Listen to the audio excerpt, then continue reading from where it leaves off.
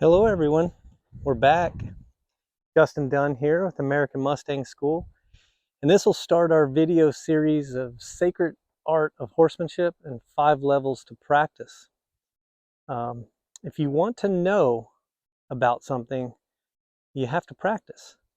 So I brought Cinnamon here, and I kind of wanted to give you guys a video on what we do, why we do, how we do the Sacred Art of Horsemanship. You know, if you want something, you practice it. I'm going to spray her down while I talk with you guys because flies are a little annoying right now for her.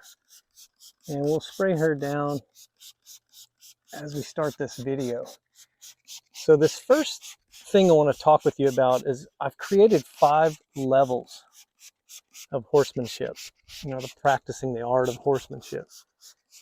And those 5 levels are transformational. So one of the things that I want you to understand in horsemanship is it's a horse-human relationship, and we are actually developing character in ourselves and in our horses. Because whatever you think and do, you become. Whatever this horse thinks and does, she becomes.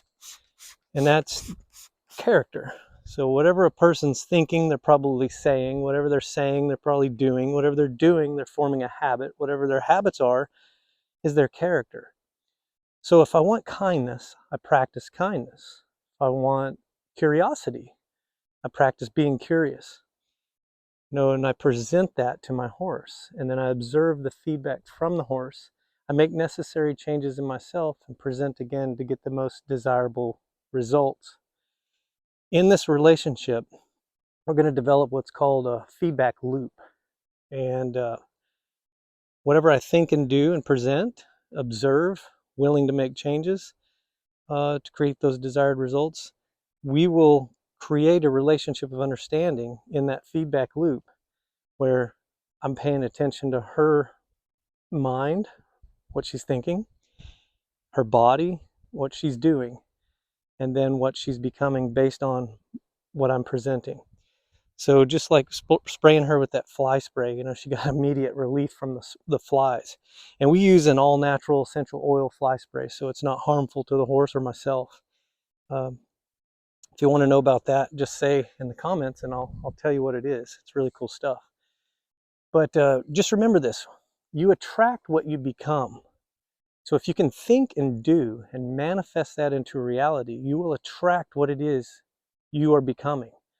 If you want to become healthy, think and do things to be healthy.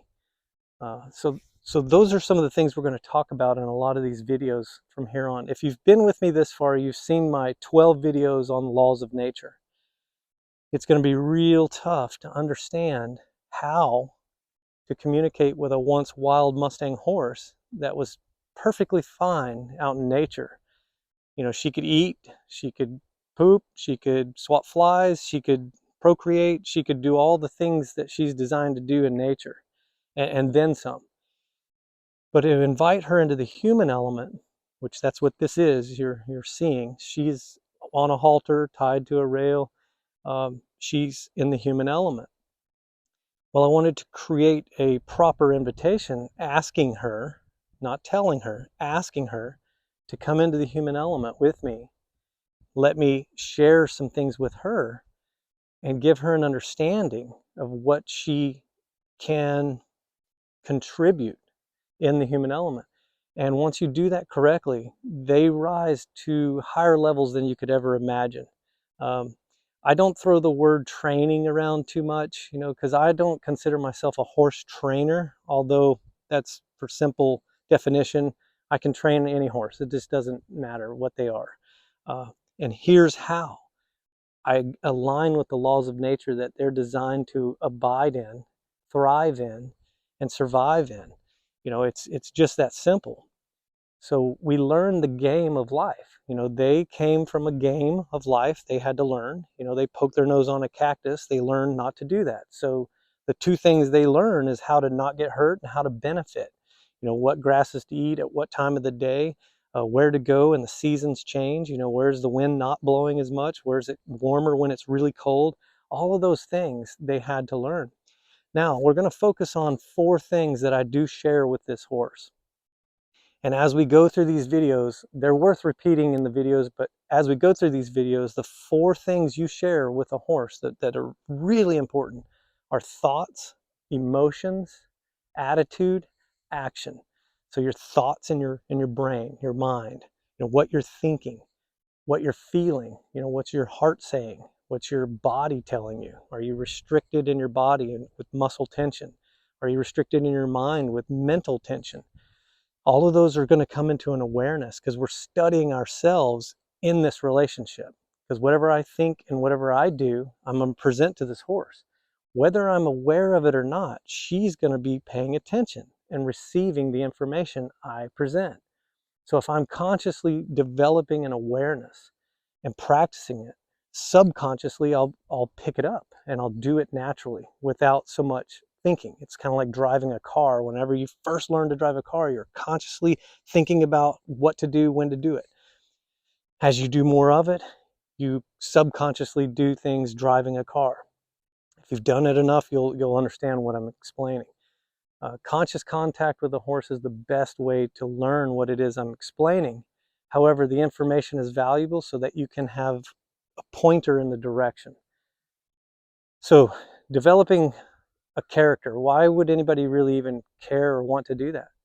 Well, it's very important in the 5 main areas of our lives. Our health, our mental health, our physical health. Our character is going to aid in developing better health. If we want to thrive at thinking and doing and becoming very efficiently and effectively, we have to even know that those main areas exist. And then we have to have some sort of a practice. Horsemanship is where I got to practice, and it's where I get to help other people come in and practice. So we get to learn how to breathe, consciously breathe.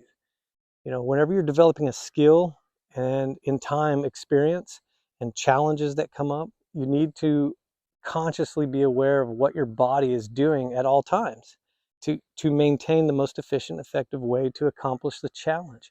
So I do want to get up on this horse's back. But if I go too fast too soon and I'm not consciously aware of what I'm thinking and doing, just something simple as breathing. A lot of people, we get in the habit of doing something and we never stop to take a breath. It's very important to just stop, take a breath, relax. Well, these are accountability partners and they help us do that. As we engage in this level 1 right now, level 1 is grooming for mindset. So I will groom my horse and then pay attention to what I'm thinking, what I'm doing, and present that to the horse. And I observe her feedback because whatever she's thinking, she's reflecting in her body. So if she's short, shallow breathing, she's restricted. If she's tense in the muscles, she's restricted. Restricted in the mind, tension in the body. Well, we want to learn how to release that for her, help her be comfortable when she comes into the human element. That'll create an attraction to me. So in essence, whatever I'm thinking and doing, I'm becoming. So if I want her relaxed, I got to be relaxed. Like attracts like. So these laws of nature, very important to understand. So I'm going to move around this horse as I explain some of the things we do in level 1. So if I'm thinking in a hurry, I'm probably going to be moving in a hurry. But if I'm thinking calm, quiet thoughts, I want to move calmly, quietly, and I want to pick her feet. That's just one standard thing we'll do before we go ride. She's been out in the pasture back there. I just want to check her feet before I start tacking her up and put my body weight up on her back. And then as I move around the horse, I'd like to maintain contact with her, touch her, ground out with her. This horse, she's been out here for 24 hours without me. And then along comes me, the human. What kind of experience is she getting? What does she perceive of me? What perspectives is she looking at me from? Based on the last experience that we had together. They have a very simple concept of life. They're going to look at things and evaluate them and it's either going to be a yes or a no, acceptable, unacceptable. Was our last experience together acceptable or unacceptable from her perspective? Is she perceiving me as something she wants to be around or doesn't? And those are reflections in her body that we can watch for, what she's thinking. It's a very simple concept, but it takes what? What did we talk about in the first of this video? Practice. If I want her calm and quiet thinking, I have to be calm, quiet thinking. So you're getting to see pretty much what I'll do without talking. And we call it meditation, open eye meditation, because there's lots of forms of meditation. But if I'm not talking, I'm in a quiet space with this horse, I can really focus on what I'm thinking in this now moment, what I'm presenting, observe feedback from her, make necessary changes. Am I going too fast, too slow? Law of polarity. Am I too much pressure, not enough pressure? Am I moving around her too gingerly, comfortably, loose, rigid, bracy? Is my mind wandering? All of these are conscious awareness that you've got to practice in order to gain some sort of ability, we'll call it, to make a change when needed. If this tree started to fall, I never hard tie my horses, so in essence, she can literally just back away and it'll come off. But I would need to make a response to that. I either need to move myself or I need to see it coming and grab her and go. So we change or transition from calm and quiet to we got to go. So heightened awareness comes in. Well, same law applies when I'm on her back. If we're walking down the side of the road, calm, quiet thinking, everything's moving in fluid, feedback loops going really circular, so to speak, not intermittent. I'm asking her questions, she's responding, everything's nice and fluid. Outside influences have little to no effect on our feedback loop, to where something does happen. Maybe a car comes off the road and is coming at us, and I've got to go from there. We'll say a scale of 1 to 10. I'm at a 2 talking with my horse. I got to go to an 8 or a 10 to get out of the way. All of those energies are the same on the law of polarity. They're just different degrees. So practicing what we're going to show you in other videos, practicing going from here up and back down will help the horse understand what coming from me actually means, what information I'm transmitting to her and she's receiving, what that actually means. The 5 levels that I want to take you through in these videos. Grooming for mindset's the very first one. What I'm showing you now, it's where you check in with yourself. What am I thinking? What have I been thinking? Might have a work week and you've been really busy, really hurried, lots of stuff coming in. You're physically tense, you're mentally tense. Well, you bring that to the horse, they're going to start responding to that. But it's cool because they're accountability partners to let you know, hey, you've got to check in with yourself and what have you been thinking and what do you want to be thinking when you're with me? Take a deep breath, pause for a few seconds, relax your shoulders, relax your hips, relax your legs. Feel that go through you. And then present to the horse, especially when they're on their back, and we'll talk about that in future videos. But this first one, we're checking in with ourselves, grooming for mindset. So I'm grooming her body, take a brush, groom her body, brush her tail, present something to the horse, observe feedback from the horse, check in with yourself. How is your focus? How is your concentration? Is it drifting off into something else that you think is more important and it's taking away from right here, right now, focusing on your horse? Well, that's how laws of nature help you and help her in the relationship. Conscious awareness gets developed. So whenever she presents something to bring my awareness back to her, that's what I'm talking about. Your mind will drift, thinking about something else. She does something, brings you right back. Usually it's subtle, because they know as you start to play with them and interact with them and develop this relationship, they know if your mind drifts away. She's directly connected to earth, to laws of nature. So vibrational frequency, thought, breathing, muscle tensions, all measurable.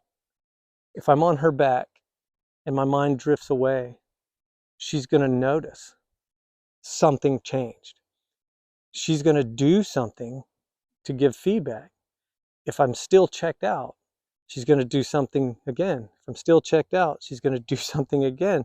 And as you play with horses, you'll understand that a lot of times they're going to ask a lot of questions and the person wasn't even aware that they were asking a question.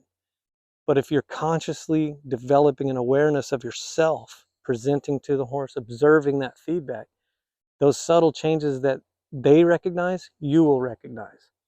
Hopefully this is making sense. And remember, you attract what you become. So if you're very good at focusing on the here and now, your mind doesn't drift off into other things, you develop this relationship of understanding that you're with them, they're with you, and then the second your mind drifts away, you're not with them, they recognize it. They help you come back. So they're accountability partners. They help you study yourself. That's the most beautiful thing, or the secret in horsemanship. So I say secret. It's not that it is a secret in the sense of, it's hidden from you on purpose. It's a secret because people don't have access to it. Hopefully this video will share some insight into horsemanship, like the true depths of the sacred art of horsemanship. And that is developing oneness with myself and the horse and nature. Because remember, whatever I think and do, I become. So what I think and do affects me. What I think and do affects her. What we think and do affects others. It's just that simple. So if we're monitoring that in this grooming for mindset, it sets the stage for level 2, which we're going to make a video for you soon, is establishing communication. It's one thing to groom the horse, pick her feet, to ask her to, allow me to spray her with fly spray. All of those things are a form of communication. But for me to ask her to actually do something, move in a manner. Do I want her moving, racing around me really fast? Do I want her pulling on my rope? All of these things that you want, you have to practice.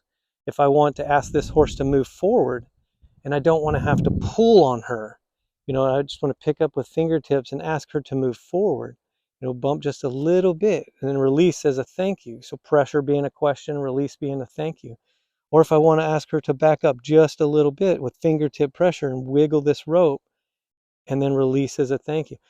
Or do I want to grab the rope and manhandle it around and be fatigued at the end of our sessions and then her not have an enjoyable time in the human experience? So all of these come into question. It's a polarity. It's the same energy, just a different degree. I would prefer I could ask this horse fingertip pressure, move around. She would prefer that's the way I ask her. I prefer to be on her back and not have to muscle her around to ride. She would prefer that as well. And that's kind of common sense. But knowing this horse, she's very sensitive. So I want to maintain that, her normal being. I don't want to interrupt it. I'd rather her be sensitive. That's the way she is. I'd rather her be soft and compliant, not having to use heavy hands, heavy pressure. I really appreciate that this horse is that way because it helps me go that way. Other horses might require more assertiveness. This horse doesn't. And that's the beautiful thing. They're all different. So accountability partners, the best. They're all different. They help us slide on that scale of understanding. What do we present? What timing? What rhythm? What pressure? Those are beautiful things to learn about ourselves and the horse in the relationship. So this video is pretty much about the introduction to Sacred Art of Horsemanship and the 5 levels to practice. So the first level being grooming for mindset. Second one, establish communication on the ground. Third one, transfer from the ground to their back. Communicate the same way that we learned in level 1 and 2. Level 3 is a really cool one because you're actually moving together through earth. You're understanding each other, the way you're thinking, the way what you're doing, the way your feedback loop is flowing. So your skills and your experience are getting developed. So new challenges are easier to accomplish. You actually start finding joy. Finding joy in life is happiness. One of the main areas of our lives. So focusing on the 5 levels, you can transfer that over into the 5 main areas of your life. So the 4th one being man-made obstacles. We created 5 obstacles in my riding arena, and I'll accomplish those 5 obstacles with the horse on the ground and riding. So level 3, transfer to their back, we're riding. We're asking the horse questions. We're figuring out timing, rhythm, vibration, law of action, cause and effect. All of those videos that I did in those 12 series of videos of laws of nature, we put into practice. I want to show you that in these Sacred Art of Horsemanship videos coming. So the 5th one would be like the real world riding. We get to really focus in the real world without causing any discrepancies in our feedback loop. In other words, we're going to maintain a feedback loop between myself and the horse, circular, fluidly. Our skill and experience and challenges are pretty much equal. We're going to go through earth and explore. Outside influences, we're going to be aware of them. However, they're not going to interrupt our feedback loop. There's rules. I'll share those with you. We never force a horse to submit with pain or fear. I don't want to cause restriction in her mind and tension in her body. I developed specific equipment to use where we don't put a bit in her mouth. We use just and done bitless bridle. And we ask questions, soft pressure, increase the intensity of the pressure to get the desired response and release as a thank you. She just took a deep breath, so I'll take a deep breath. That's how we start matching inner pathways of communication: breathing, heart rate, thinking, outer pathway of communication, action, attitude and action. So that 5th one, it's a beautiful one because then it just springboards you into doing whatever you want with your horses. Doesn't matter. I chose to go help other people transition from a place they are to where they want to be in all walks of life, and develop those 5 main areas of their life that they want. The health, wealth, relationships, happiness, spirituality.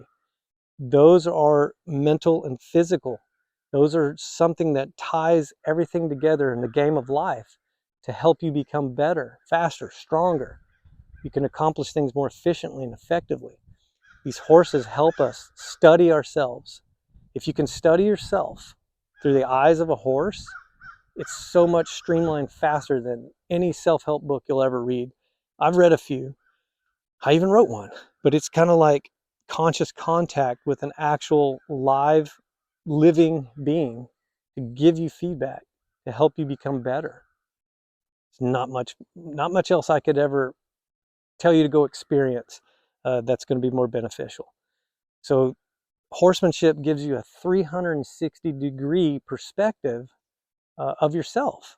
You get to literally build your own unique relationship with a horse, but you get to change perspectives with that horse.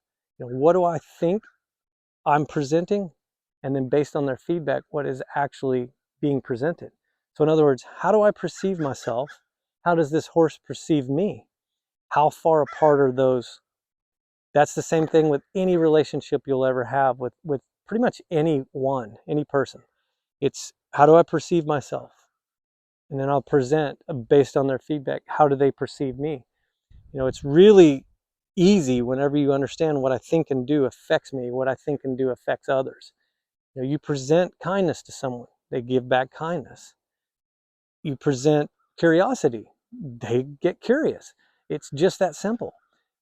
You want a connection, you practice it. Relationships are everything. You've got a relationship with the ground you walk on, you have a relationship with the bed you sleep in, you have a relationship with the TV you watch. I mean, all of these things affect us in some way. And it's your ability to define what that effect is. cause and effect, law of nature. It's a really beautiful experience, and I know a lot of people don't have access to horses, and that's why I try to bring insight into these videos so that you can understand. I really appreciate you watching. We're going to move on to video 2, establishing communication, so watch for that. And if you have any questions, put them in the comments. We're going to try to bring you really tangible information that you can use in your own life. So say bye-bye, Cinnamon.